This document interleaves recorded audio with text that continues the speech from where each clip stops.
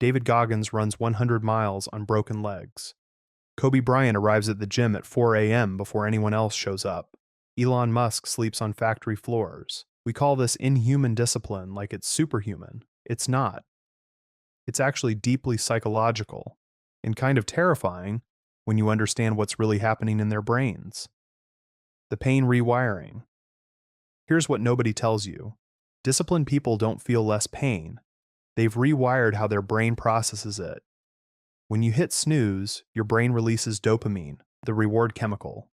You feel good immediately. When Goggins runs on stress fractures, his brain still screams, "Stop," but he's conditioned a different response. Neuroscience calls this delayed gratification tolerance. Normal people have a 15 to 30-minute window before their brain throws a tantrum.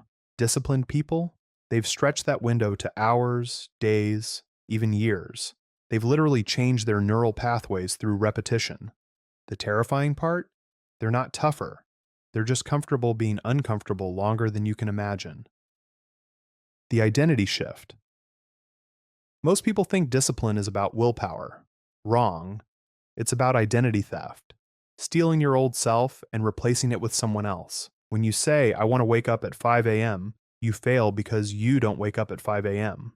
That's not who you are. Disciplined people don't want to do things. They are people who do things. Kobe wasn't someone who wanted to practice. He was someone who practices. That's a completely different psychological framework. Your brain protects your identity like it's your life. When you try to act outside your identity, it triggers the same fear response as physical danger.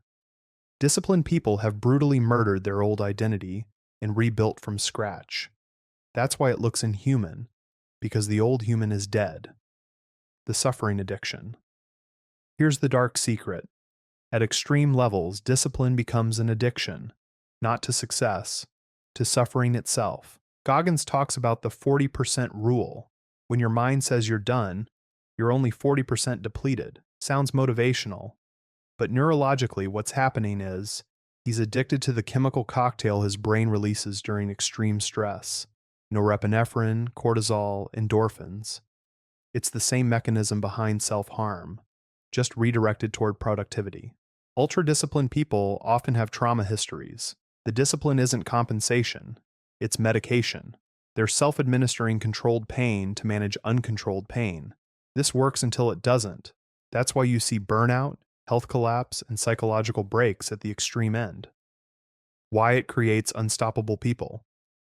But here's why it works. The world is built for average. Average effort, average pain tolerance, average commitment. When someone operates outside those parameters, even artificially through psychological rewiring, they encounter almost zero competition.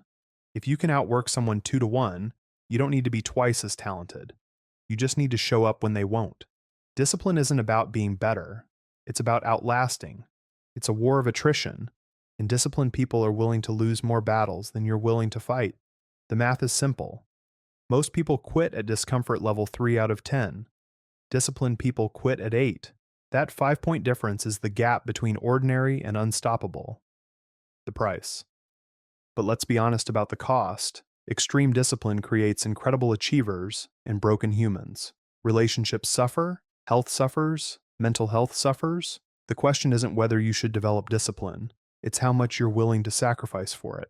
Moderate discipline, waking up consistently, following through on commitments, pushing past initial discomfort, creates success without destruction. Inhuman discipline creates legends and casualties. The terrifying truth? You probably don't need inhuman discipline. You need enough discipline to outlast your specific competition in your specific field. That's usually much less than you think. But if you're reading this and thinking, "I need to go further," understand what you're signing up for.